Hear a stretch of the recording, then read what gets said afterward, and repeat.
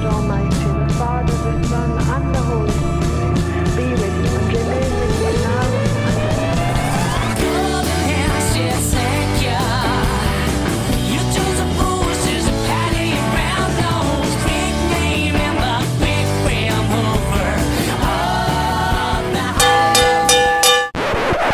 Hi there everyone, Jack here again at the Vinyl Voyage. So today's video is a bit of a mishmash on different psych subgenres.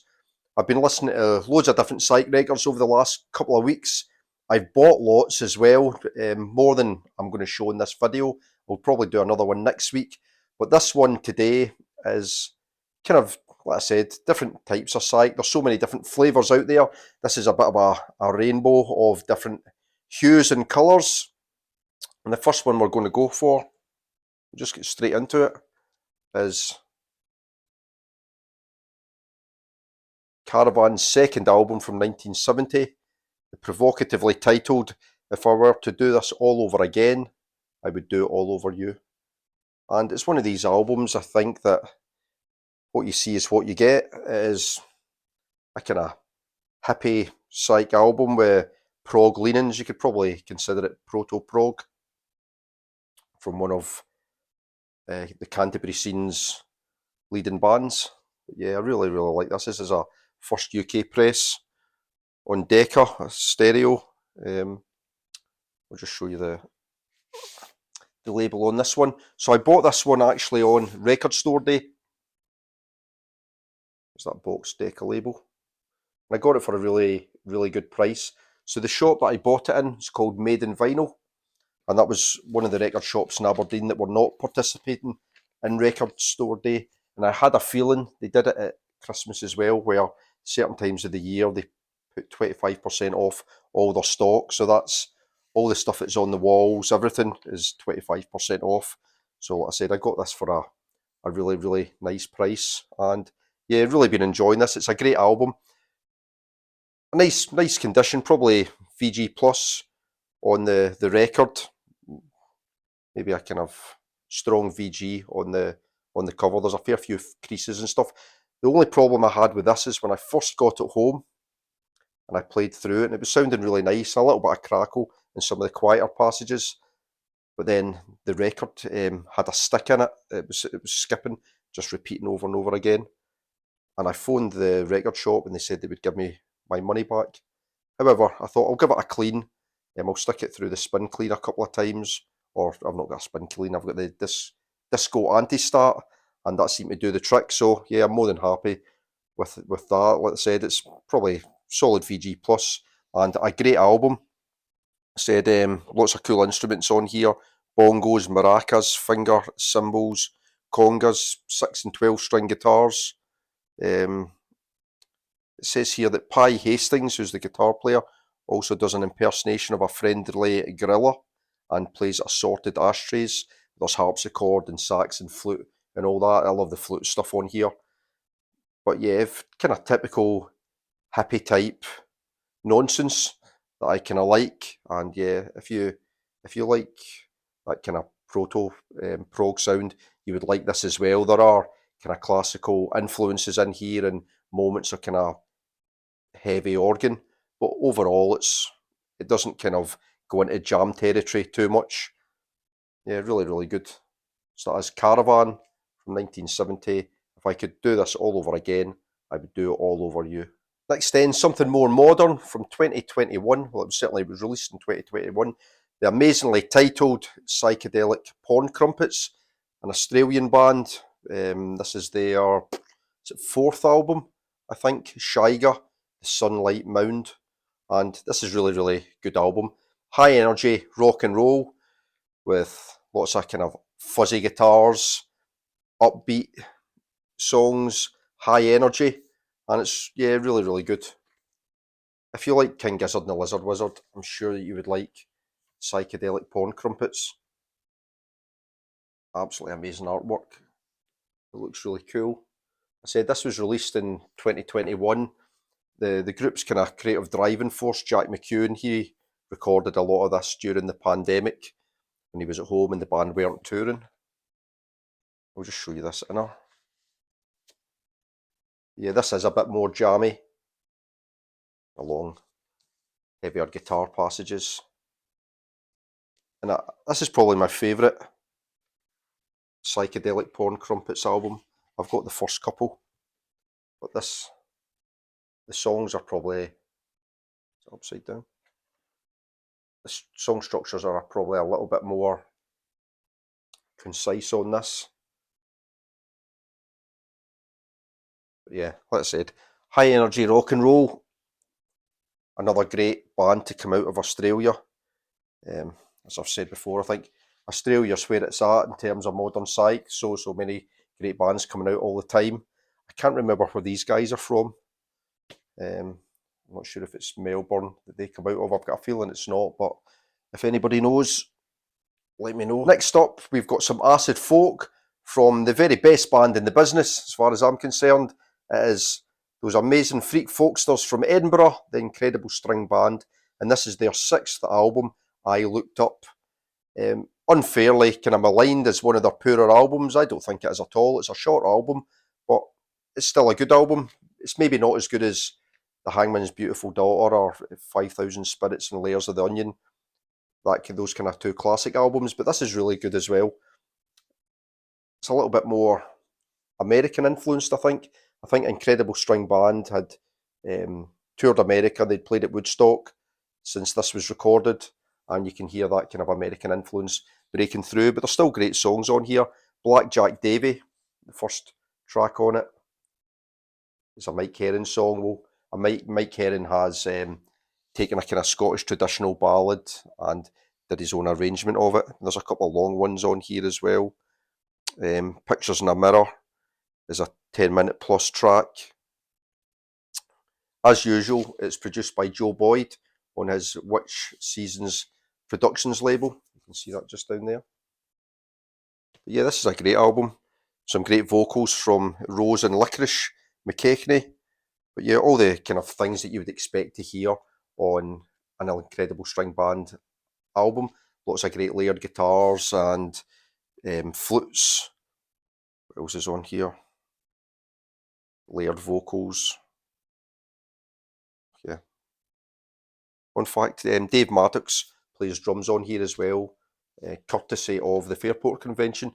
So yeah, really, really good kind of acid folk album. Like I said, maybe not as good as their classic albums, but still well worth a listen. I only paid $5 for this, and it's in pretty much near mint condition, so an absolute bargain as far as I'm concerned. So there we go, Incredible String Band, I Looked Up. Next up, another band from Scotland. This time, the subgenre of psych that we're looking at is dream pop, and it is the amazing Cocteau Twins with their 1990 album, Heaven or Las Vegas. And this is, for me, the epitome of dream pop. Absolutely love this album. It's so dreamy, ethereal, all those fabulously kind of layered in guitars, drenched in echo and reverb. It just sounds absolutely amazing. And obviously, the big thing with the Cocteau Twins is Liz Fraser's voice. Liz Fraser was pregnant at the time of recording this album. That first side especially, with Cherry Coloured Funk, Ice Blink Luck, 50/50 Clown, Heaven or Las Vegas. Brilliant, such a great A-side. On the B-side, Forza Politic is a cracking track as well. But yeah, I just love this. Put out on 4AD. I think they were a band out of Grangemouth in Scotland, and I don't think I can think of anything that sounds any more far removed from Grangemouth than the sound of the Cocteau Twins. But they literally just don't sound like they're from this planet. Absolutely brilliant stuff, and yeah, Liz Fraser's just an absolute one-off. Nobody at all sounds like her, and this is, for me, their best album. I loved this back in 1990. Had it on cassette, and I had the T-shirt to boot. So yeah, my favourite Cocteau Twins album, and an absolutely stellar piece of dream pop. Next up, we're going back to 1970. We're going to get a little bit funky, a bit soulful, some psychedelicized soul with Funkadelic, and their second album, Free your mind and your ass will follow. What a great title for an album. What an album this is. It is just like an absolute psychedelic soul funk masterpiece. I love this. Really, really cool. There's that inner. Like I say, this is from 1970. And just probably my favourite. Is it my favourite? Yeah. Probably my favourite Funkadelic album. George Clinton had said when he recorded this that basically the band had set about writing an album where they were under the influence of hallucinogenics for the full studio time, and you can really hear that. It comes across because it sounds pretty bonkers. Like the lead guitar on here is phenomenal, like absolute like fuzzy acid rock guitar, but with those funky drum beats. Funky Dollar Bill's a great song. The song Some More, so it's the second last song. I'm sure George Clinton and the boys must have been listening to some Arthur Lee in Love because it sounds like something off of For Sale. It reminds me of the song Always See Your Face that was used in the High Fidelity soundtrack. I love that song. And what's it called again? Some More is brilliant as well. It's probably the catchiest song on here, but the whole side one of this is taken up by the title track, Free Your Mind and Your Ass Will Follow, and it's kind of, I suppose, is it like a kind of quasi-religious song or satirical religious song where you've got those whole kind of psychedelic preacher vibes going through the vocals, and yeah, it's just really, really cool. So yeah, check it out if you want something a bit more funky in your psychedelic music. Check out Funkadelic, their second album, Free Your Mind and Your Ass Will Follow. So we've had the proto-prog, kind of psychedelic hippie stuff, acid folk, we've had the psychedelic soul, psychedelic funk, kind of heavier neo-psych. We've not had any pop psych yet, so this is from 1996, and the amazingly named Olivia Tremor Control, and this is their debut album, Dusk at Cubist Castle, the Unrealised Film Script, I think is the full title of it. It's one of these kind of fake movie soundtracks. But yeah, this is just like a psych masterpiece or a modern psych masterpiece. Made up from one of the great bands on the Elephant Six Collective, this group of bands that came out of Athens, Georgia in the mid to late 90s. For me, these guys were probably the best of the bunch. Two principal songwriters, William Cullen Hart and Bill Doss.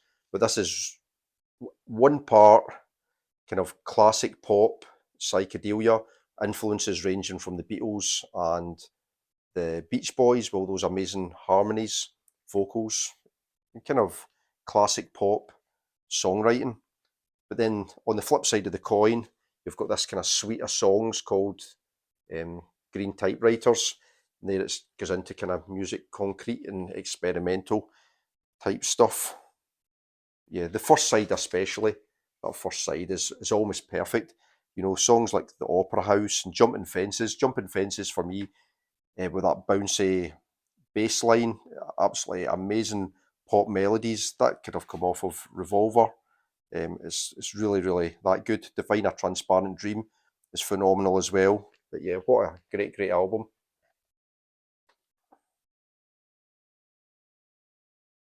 Unfortunately, we've lost the two main guys from the band. William Cullen Hart died last year, and Bill Doss died a number of years before. But this is just amazing. If you like psych and you like it on the poppier side, you could do a lot worse than buy this. If you're into pop psych, you probably already know this because it is a pretty well-known album. If you like this and you want to search out further albums, check out William Cullen Hart's offshoot band, The Circulatory System. Similar type artwork. In fact, I think it was William Cullen Hart that did this artwork. I think, maybe. Don't know. Possibly. But yeah, that's very similar in sound to the kind of poppy side of this. But yeah, half pop psych, half experimental. Really, really good though. The whole album's brilliant. Olivia Tremor Control, Dusk at Cubist Castle. So the final psychedelic shade that we're going to look at today is experimental. Some experimental. As a psych, everything's thrown into this album, so it's not really just psych. It's an experimental avant-garde album, and it is the Faust tapes from 1973. German Krautrock band, a legendary German Krautrock band. Yeah, check out that psychedelic art on the back cover. Trippy. Yeah, this is really good. This is another one I picked up for a fiver, and I really, really like this. It's not an easy listen. It's not a crowd pleaser. It's never going to be on top of the pops, but I really like it. It's basically, it was kind of like Faust's unofficial third album. Faust had released 2 albums in Germany. They were taking, I suppose, the rock world by storm with their kind of experimental sound. And to try and break the UK market, this was put out.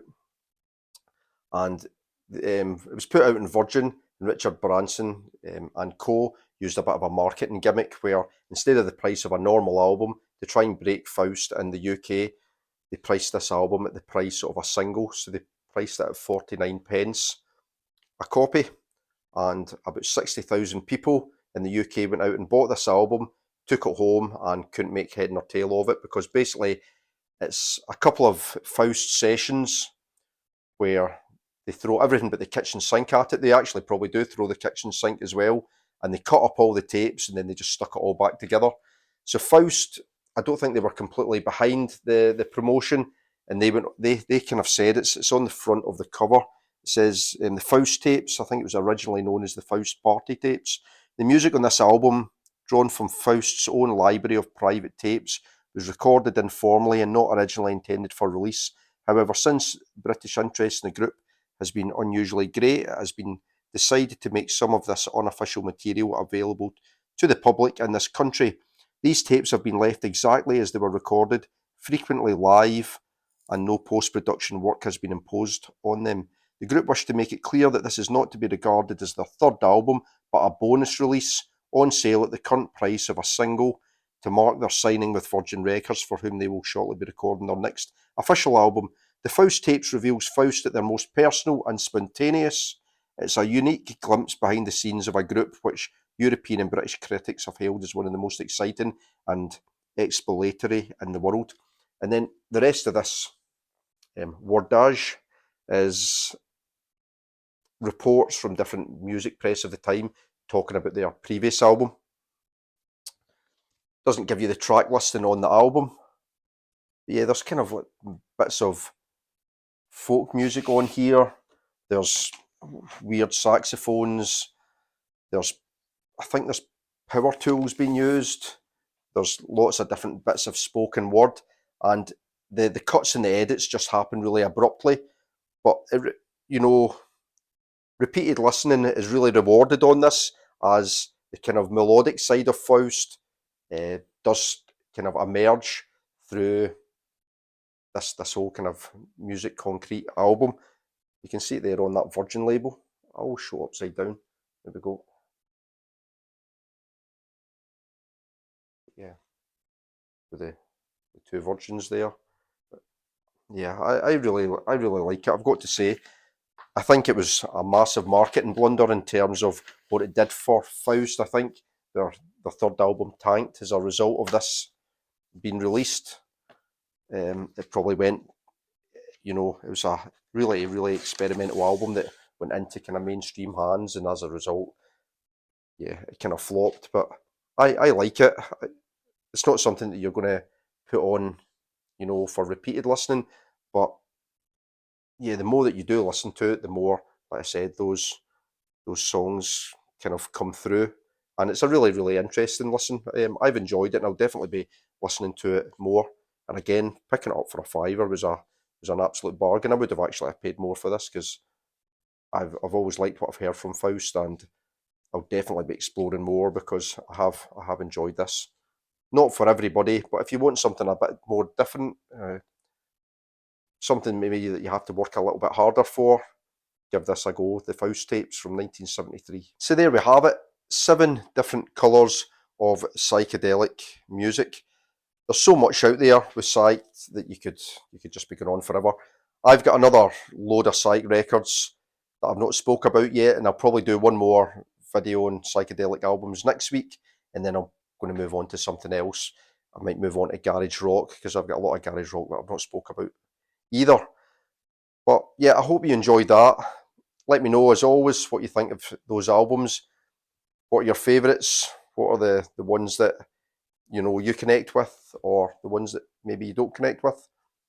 Any other background in the albums I always like to read as well, and other suggestions for other albums and bands are always greatly received as well. As always, thank you so much for watching, and until the next time, see you later. Bye for now.